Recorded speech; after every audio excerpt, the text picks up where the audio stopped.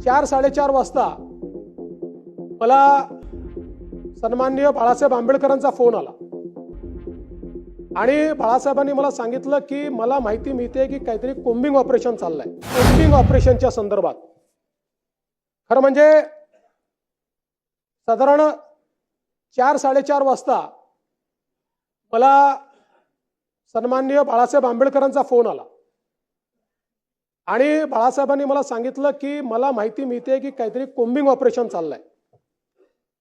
मी तात्काळ पोलिसांशी बोललो, त्यांना म्हटलं कशाचं कोम्बिंग ऑपरेशन करताय? म्हणाले आम्ही कोम्बिंग ऑपरेशन करत नाही, जे अपॅरंटली दिसतायत व्हिडिओ त्यांना आम्ही पकडतोय।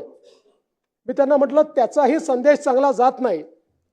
त्यानंतर आयजींचं माझं आणि बाळासाहेब आंबेडकरांचं एकत्रित बोलणं झालं आणि 6 वाजेनंतर कुठल्याही वस्तीमध्ये कोणीही गेलेलं नाही।